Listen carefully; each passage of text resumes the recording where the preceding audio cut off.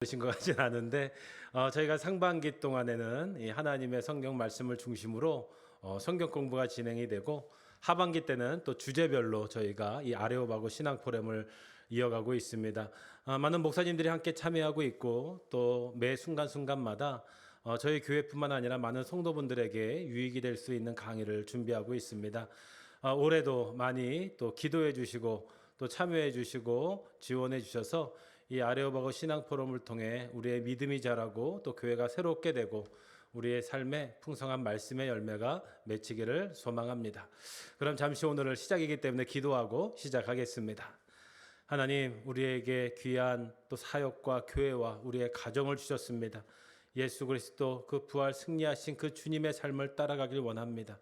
그러기 위해 우리에게 주신 이 귀한 말씀을 다시 배우고 또 우리가 기억하고 이해하고 때로는 그 말씀 앞에 나의 삶을 내어놓을 수 있도록 함께하여 주시옵소서. 예수 그리스도의 이름으로 기도합니다. 아멘. 그래도 우리 첫 시간이니까 우리 옆에 분들 인사하도록 하겠습니다. 잘 오셨습니다. 반갑습니다. 감사합니다. 우리 박수로. 이제 총 이제 4월, 5월, 6월까지 목회 서신이라고 그럽니다. 신약의 바울의 목회적인 말씀을 쓴 편지의 이야기, 디모데전서와 디모데후서 디도서의 말씀을 저와 조성돈 목사님 또 정요한 목사님께서 함께 강의해 주실 것입니다. 먼저 오늘은 이 목회서신에 대한 이야기와 이 디모데전서의 개론을 통해서 왜 성경에 왜 이 바울이 귀한 편지를 우리에게 남겨줬는지를 배워보도록 하겠습니다. 오늘 먼저 이 디모데전서의 말씀을 읽고 시작할 텐데요. 이 디모데전서의 첫 번째 PPT를 좀 부탁드립니다. 이 디모데전서 1장 1절부터 2절까지의 말씀입니다. 이게 목회서신의 가장 중요한 이 시작이고 오프닝이거든요. 한번 천천히 우리 한 목소리로 읽어보도록 하겠습니다. 시작.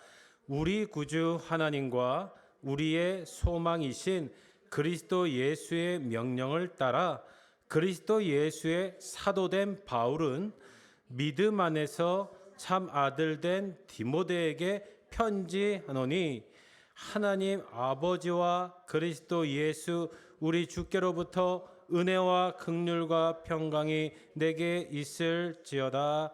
아멘. 오늘 읽은 말씀이 이 디모데전서의 시작인데요. 사실 여러분도 편지를 많이 써보셨을 거예요. 여러분 편지를 쓸 때 가장 어려운 그 부분이 어디입니까? 바로 처음에 인사말이라고 그래요. 이 편지를 쓸 때 처음에가 가장 어려워요. 어떻게 인사를 하고 어떻게 문안을 하고 어떻게 시작을 하지? 그래서 이 편지에서 가장 중요한 부분은 첫 단어에 있습니다. 이 처음 문장이 모든 이 편지의 말씀의 사상이 함축되어 있다. 내가 쓰고 싶은 마음이 여기에 다 함축되어 있는 거예요. 그래서 이 1, 2절만 가지고도 1년을 설교할 수 있는 말씀이에요. 그 정도로 바울이 이 목회서신을 쓰면서 처음에 이 서두를 가장 중요하고 아주 심도 있게 아주 기도하면서 썼을 거란 말이죠. 그것이 바로 뭐냐면 우리 구주 하나님과 우리의 소망이신 그리스도 예수의 명령을 따라 이 안에 이 예수 그리스도의 온 삶이 다 들어가 있고 이제 교회가 예수 그리스도를 왜 믿어야 되는지를 이 소망이라는 한 단어로 탁 집어넣어 놓은 거예요. 그리스도 예수의 사도된 바울은 그리스도 예수의 사도된 바울은 사실 바울은 예수를 직접 따랐던 제자는 아니죠. 스스로가 사도로 고백한다는 거. 그래서 어떤 분들은 이것은 이 바울의 신학과 성격상 바울이 쓰지 않은 것이다 이렇게 주장하는 신학자들도 있는데 지금은 바울이 썼다는 걸 많이 인정하고 있습니다.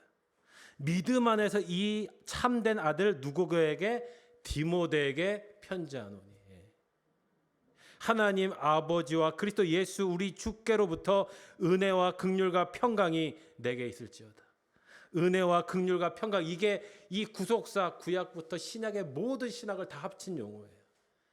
이 목회서신이 이렇게 시작이 된 거예요. 편지. 그런데 여러분들 이 편지라고 하는 게 이 바울이 디모데에게 개인적으로 쓴 편지가 왜 우리의 경전, 정경, 성전에 기록되어 있을까? 여기 보는 그림에 보면 이 바울과 옆에 있는 젊은 제자 디모데에게 이 편지를 쓰고 있는 것이다. 여러분, 그러면 이 디모데 전서의 배경이 이제 아실 거예요. 이름에서 나와 있죠. 여러분들, 디모데 전서는 그러면 누가 누구에게 썼다는 걸 알 수 있습니까? 바로 바울이 누구에게? 디모데에게. 지금 디모데는 그러면 무엇을 하고 있는가? 이 지도에 보면 이 에베소라고 하는 지역에 목회를 하고 있습니다. 여러분, 이 디모데 전서는 당시에 이 에베소 교회를 목회하던 디모데라는 이 자신의 제자, 어떻게 보면 지금 목회자지요. 목회자에게 쓴 목회 서신이다, 이렇게 부르죠. 사실 이 목회 서신이라는 말, 디모데 전후서, 디도서는 1726년에 교부였던 이 신학자였던 폴 안톤이라는 신학자가 처음으로 쓴 말이에요. 이거를 지금까지 우리가 받아들이면서 쓰고 있습니다. 그러니까 이 편지들은 어떤 교회 앞에 보낸 게 아니라 디모데, 교회를 맡아보는 이 두 젊은 동역자, 이제 디도서는 디모데와 디도에게 이 보낸 편지다. 결국은 바울은 이 교회의 치리에 관하여 목회적인 지침을 주기 위해 이 편지를 썼을 것이다. 아마 디모데후서는 이 바울이 마지막 옥중에서 썼다 그래서 옥중서신으로 분류되기도 합니다. 그런데 이 디모데전서의 마지막에 말씀해 보면 디모데전서 6장 21절에 한번 읽어볼까요? 자, 시작. 이것을 따르는 사람들이 있어 믿음에서 벗어났느니라. 은혜가 너희와 함께 있을지어다. 이것은 이제 거짓 가르침을 따르는 사람들이 있다. 너희가 이제 교회 치리를, 에베소 교회 치리를 잘 할 텐데 이거를 무너지는 사람도 있다는 거예요. 내가 이거를 목회자로서 잘 중심을 갖고 그들을 지켜. 그런데 은혜가 누구와 함께 있을지어다. 너희와 함께. 이거 복수죠. 그러니까 결국은 디모데 개인에게 쓴 것이지만 온 나라의 교회, 지금 2000여 년이 지난 지금도 우리 교회에게 주시는 하나님의 말씀이 됐다라고 볼 수가 있는 거예요. 그래서 이 목회서신은 다 이런 특성이 있습니다. 원래 이 사도 바울은 이 사도행전에 여러분들 마지막에 보면 2년 동안 로마의 옥중에 갇히게 되죠. 원래 로마 총독이 이 로마 시민권인 바울에게 죄가 없음이라고 처음에 판결을 내렸습니다. 그러다 보니까 이 바울이 로마에 가서 감옥에 있었지만 자유롭게 한 2년 동안 아마 자기가 개척했던 교회들을 이렇게 순회했었던 것 같아요. 바울은 풀려나온 다음에 이 전도여행을 계속하고 그가 옥중에서 계획한 대로 특별히 여기에 있는 지역이 에베소 중심으로 소아시아 지역입니다. 여기 보면 에베소, 저기 갈라디아, 다소, 이쪽이 소아시아 지역이에요. 여기서 이제 고린도로 넘어가면 여기는 유럽, 마게도니아, 유럽이 되는 거죠. 여기를 아마 쭉 둘러봤던 것 같아요.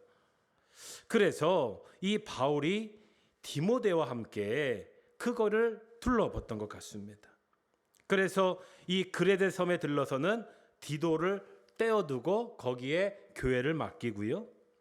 또 다시 마게도나로 가는 길에 디모데로 하여금 에베소 교회를 아마 돌보도록 목회자로 세우고 길을 떠났습니다. 거기서 이제 디도서 3장 12절에 보면 이 니고볼리라는 지역이 있는데 그 지역을 지날 때 이 디모데 전서와 디도서를 아마 썼던 것 같아요. 이 남겨진 자신의 제자 목회자에게 이 목회에 대한 서신을 썼던 것으로 기억을 합니다. 그 후에 다시 바울은 잡히게 되죠. 로마 옥중에서 가까이 다가오는 순교의 죽음을 바라보면서 이 디모데후서를 써 보냈던 것으로 우리가 추측을 할 수 있습니다. 여러분, 이 에베소 교회는 사도행전에 보면 굉장히 중요한 곳이었어요. 3차 전도 여행의 아주 핵심이었습니다. 2년 반 이상 이 디모데와 함께 아주 열심히 교회를 세웠던 지역이 에베소 지역의 교회, 에베소 교회입니다. 아마 얼마나 눈물로 수고를 했는지 에베소 교회를 개척하고 떠날 때는 바울이 눈물의 고백들을 많이 했어요. 사도행전 20장 17절 21절에 이제 그가 에베소 교회를 이제 개척하고 떠나면서 이런 말씀을 합니다. 바울이 밀레도에서 사람을 에베소로 보내어 교회 장로들을 청하니 오매 저희에게 말하되 아시아에서 들어온 첫날부터 지금까지 내가 항상 너희 가운데서 어떻게 행한 것을 너희는 아는 바니 곧 모든 겸손과 눈물이며 유대인의 관계를 인하여 당한 시험을 참고 주를 섬긴 것이 유익한 것은 무엇이든지 공중 앞에서나 각 집에서나 꺼림이 없이 너희에게 전하여 가르치고 유대인과 헬라인들에게 하나님께 대한 회개와 우리 주 예수 그리스도께 대한 믿음을 증거한 것이라. 그러니까 자기가 이제 멀리 로마로 가기 전에 장로들, 에베소 장로들을 불러놓고 목회적인 자신의 신앙 고백, 또 회개, 또 마지막 다짐을 하고 있는 거예요. 그 정도로 이 바울에게 에베소라는 교회는 굉장히 중요한 교회였어요. 또 사도행전 22장 35절 38절에는 이렇게 기록되어 있어요. 범사에 너희에게 모범을 보였노니 곧 이같이 수고하여 약한 사람들을 돕고 또 주 예수의 친히 말씀하신 바 주는 것이 받는 것보다 복이 있다 하심을 기억하여야 할지니라. 이 말을 한 후 무릎을 꿇고 저희 모든 사람과 함께 기도하니 다 크게 울며 바울의 목을 안고 입을 맞추고 다시 그 얼굴을 보지 못하리라 한 말을 여야 더 근심하고 배에까지 그를 전송하니라. 에베소 장로들과 이렇게 헤어졌다는 얘기. 바울이 아시아에 들어온 첫날부터 모든 겸손과 눈물로 복음을 전한 곳이 에베소 지역이고 거기에 세운 교회가 에베소 교회. 하나님께 대한 회개와 예수 그리스도에 대한 믿음을 체계적으로 증거한 교회가 에베소 교회였다는 거예요. 바울이 로마로 떠날 때 해변가에서 마지막 에베소 교회 장로들을 불러 고별 설교를 할 때도 이 에베소 교회 장로들은 그동안 받은 사랑에 목이 메어 바울의 목을 안고 펑펑 울었다는 겁니다. 여러분, 이렇게 끈끈한 사랑으로 이 사도 바울의 마음 한켠에 크게 자리 잡고 있던 이 소중한 교회를 누구에게 맡긴 거예요? 디모데에게 맡긴 거예요. 디모데. 여러분, 이 디모데, 이거는 이제 에베소의 지금의 이제 성지순례 사진이거든요. 여러분, 이 디모데라는 지역은 지금도 여행객이 남아요. 그 당시에 로마에서 가장 번성하고 경제적으로 부자였던 도시입니다. 모든 철학과 헬라 문화와 우상 숭배들, 여기 보면 아데미신이 지금도 이렇게 있거든요. 가슴이 많은 신입니다. 풍요의 신이에요. 그러니까 많은 숱한 거짓 우상 철학자들, 또 부자인 사람들, 실제로 클레오파트라가 에베소가 쇼핑 장소였다는 기록이 있어요. 그만큼 화려한 도시예요. 거기에 교회를 개척한다? 그리고 교회를 세웠어요. 그런데 그 교회가 얼마나 위태하겠습니까? 거기에 디모데를 맡긴 거잖아요.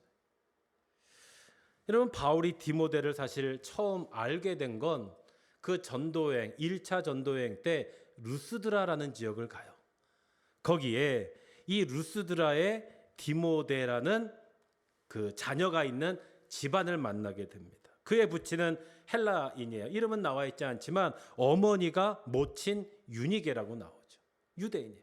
그러니까 아버지는 헬라인, 엄마는 유대인. 그 가정은 그 외할머니부터 어머니까지 독실한 유대교 신자이지만 이 복음에 대한 이 순수한 믿음이 있었던 분들 같아요. 그래서 이 디모데를 바울에게 맡긴 거예요. 그래서 2차 전도 여행 때부터 이 디모데를 데리고 갑니다. 그래서 신앙의 청년 데리고 디모데는 그 후에 바울이 죽을 때까지 가장 중요한 동역자로 남아있어요. 마지막까지. 유럽, 빌립보, 데살로니가, 베레아까지 디모데가 동행을 합니다. 여러분, 제3차 전도여행에서 바울과 디모데는 이 에베소에서 열심히 개척을 했던 거예요. 그러니까 사실 설립 멤버예요. 바울이 로마 옥에 갇혀 있는 동안 여러분, 디모데는 로마에서 바울을 섬겼어요. 감옥에 있는 바울을. 그리고 옥에서 놓인 다음 바울은 다시 디모데를 데리고 아시아를 여행하면서 에베소 지역을 지날 때 디모데에게 교회를 부탁한 것입니다. 여러분, 사실 이 젊은 이 디모데가 이 에베소 교회를 만든다는 건 쉬운 게 아니겠죠. 사실 이 에베소 지역은 아까 본 것처럼 굉장히 뭐라 그럴까, 영적으로도 쉬운 지역이 아니에요. 목회적으로도 만만한 지역이 아닙니다. 아주 철저하게 준비되어 있고 강한 사람이 아니면 이 에베소 교회를 목회하는 게 결코 쉽지 않았을 거예요. 그런데 이곳에 에베소가 있다. 근데 여러분들 이 디모데의 말씀을 보면 디모데전서 1장 5절에 보면 이 교훈의 목적은 청결한 마음과 선한 양심과 거짓이 없는 믿음에서 나오는 사랑이다. 그러니까 이런 사람이 사실 필요하다는 거예요. 어쩌면 인간적인 생각으로 보면 이 에베소에서는 좀 카리스마 있고 좀 바울처럼 확 강한 사람이 딱 잡고 가면 좋을 텐데 이 디모데를 여길 왜 이렇게 믿고 맡길 수 있었을까? 이 디모데의 성격에 대해서 성경에는 몇 가지 힌트를 주고 있는데요. 디모데후서 1장 3절부터 5절에 보면 나의 밤낮 간구하는 가운데 쉬지 않고 너를 생각하여 디모데를 생각하는 것이지요. 청결한 양심으로 조상적부터 섬겨오는 하나님께 감사하고 내 눈물을 생각하여 너 보기를 원함은 내 기쁨이 가득하게 하려 함이니 이는 내 속에 거짓이 없는 믿음을 생각함이라. 이 믿음은 먼저 내 외조무 로이스와 내 어머니 유니게 속에 있더니 내 속에도 있는 줄을 확신하노라.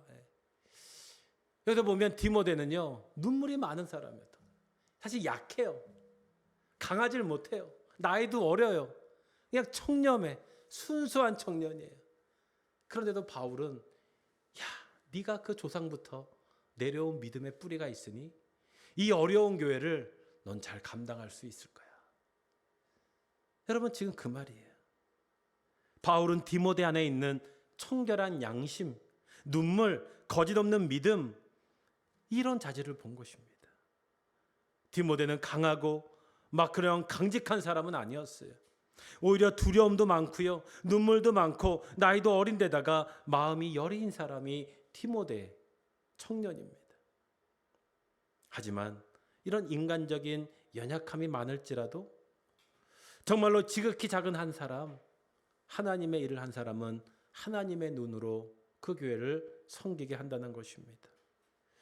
아까 말씀드린 것처럼 배경을 보면 어찌 보면 이 에베소는 헬라 문화의 중심지잖아요.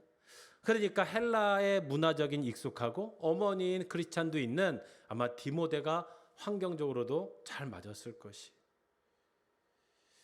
이 디모데는 이제 이 말씀을 붙잡고 이 사도행전, 이 디모데의 말씀처럼 교회를 위해 헌신하고 기도하기 시작합니다. 아마 수많은 어려움, 공격들이 예상이 됐을 거예요. 지금처럼 평안한 교회에 가는 곳이 아니에요. 정말로 무서운 곳에 들어가는 것이죠. 하지만 복음을 향한 순수함, 이 마음을 가지고 디모데는 순종해서 이 에베소 교회 목회를 이제 시작하고 있는 것입니다. 앞으로 이 목회 서신이죠. 디모데전서 후서, 또 이 디도, 이 그레데 섬에서 목회하고 있는 디도, 이 사도 바울이 정말로 이 하나님의 일꾼을 세우기 위해 아주 구체적으로 교회를 어떻게 세우는지, 성도는 어떻게 이 시대를 살아가야 되는지, 또 믿음의 직분은 어떻게 감당하는지를 읽게 될 것입니다. 아마 이것은 지금의 시대도 마찬가지예요. 아마 2000년이 지난 우리에게도 날아오는 편지라고 읽었으면 좋겠어요. 정말로 하나님께서 지금도 우리 교회에 주시는 편지다. 그리고 다른 어느 때보다 여러분 지금은 참 유혹이 많고 거짓된 교리가 사실 많아요. 그 속에서 이 마지막 때를 살아가는 이 소중한 목회적인 길을 우리에게 제시해 주는 것이 바로 이 디모데 전서, 또 목회 서신이라고 할 수 있습니다. 이제 우리가 짧은 성경이지만 이 디모데 전서의 좀 전체적인 기호를 통해서 이제 본격적으로 다음 주부터 한 주간 한 주간 디도서까지 배워갈 텐데요. 사실 디모데 전서의 개요는 제가 좀 개인적으로 묵상하면서 좀 나눠봤는데요. 물론 책마다 틀리기 때문에. 근데 목회서신 전체로 보면 전 이 세 가지가 목회서신에 좀 연결되는 주제 같아서 좀 이렇게 잡아봤습니다. 이 첫 번째는 뭐냐? 이 모든 이 목회서신의 중요한 주제는 이단에 대한 경고가 공통적으로 나와요. 거짓 교사, 거짓 가르침들. 그 시대도 이런 것들이 굉장히 미혹해했다는 거예요. 교회 안에 이게 들어오고, 아니 이미 있었던 건데 다시 자라나고, 또 이것을 하나님의 믿음과 잘못 결합했을 때 어떻게 오염되고 왜곡되고, 그래서 이 목회서신에서는 중요한 주제가 이단에 대한 경고를 우리가 어떻게 봐야 되는가. 거짓 가르침, 거짓 교사들은 언제나 일어났다. 지금도 있는 게 당연한 거예요. 그 거짓이 있기 때문에 우리가 참이고 진리라는 것이 확인이 되는 것입니다. 그러니까 그런 것들 우리가 잘 이해하고 배워볼 필요가 있어요. 이단에 대한 경고, 특히 그 당시에 영지주의, 또 헬라 사상과 교묘하게 들어온 가현설, 또 예수님의 여러 가지 부활이나 이런 것들을 철학적으로 해석하는 것들, 지금도 마찬가지거든요. 과학과 이성 여러 가지가 섞여서 이 복음을 혼탁해 하고 있을 때 이 이단에 대한 경고를 목회서신은 중요하게 다루고 있다. 특히 이 디모데전서에서는 이 첫 번째 주제와 함께 그거를 강화할 수 있는 권면이 나오는데 그게 뭐냐? 기도에 대한 가르침이 나와요. 기도에 대한 가르침. 여기는 실제적인 기도. 그러니까 우리가 기도도 하나님의 거룩한 가르침 안에 배워야 된다는 것입니다. 그리고 두 번째 주제는 이 목회서신에서는 공통적으로 교회의 지도자에 대해서 나옵니다.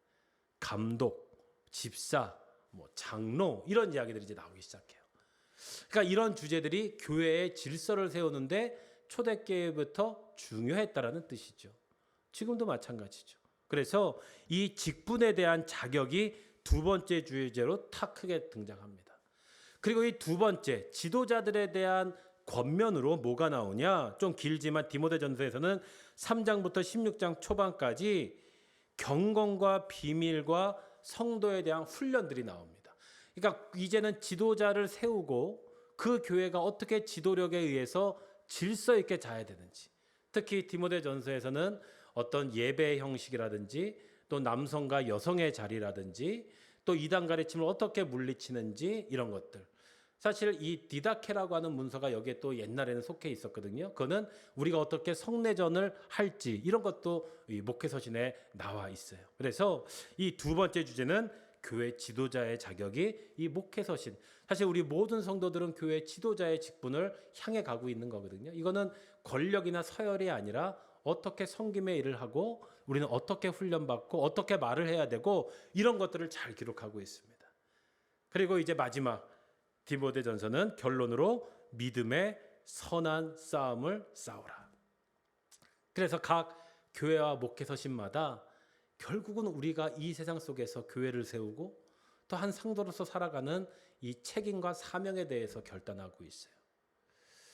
저도 이렇게 목회서신을 이 디모데전서를 이번에 준비하면서 바라기는 이 말씀을 통해서 우리가 이 거룩하고 건강한 신앙생활의 회복이 있기를 주님의 이름으로 축원드립니다. 그리고 함께 말씀하면서 정말로 예수님을 믿고 이 화목한 이 교회가 회복될 때 주시는 얼마나 큰 풍성한 은혜가 있는지를 여러분 함께 묵상하고요. 이 아레오바거 신앙 포럼을 통해서 또 저는 개인적으로 이제 목회서신의 말씀을 주일날 설교로 함께 또 예정할 계획하고 있습니다. 여러분 올 상반기 동안 이 목회서신을 통해서 풍성한 하나님의 말씀 또 우리의 교회와 목회 현장에 주시는 은혜를 만나는 올 아레오바거 신앙 포럼이 되기를 바라면서 우리 첫 번째 강의를 마치도록 하겠습니다. 감사합니다.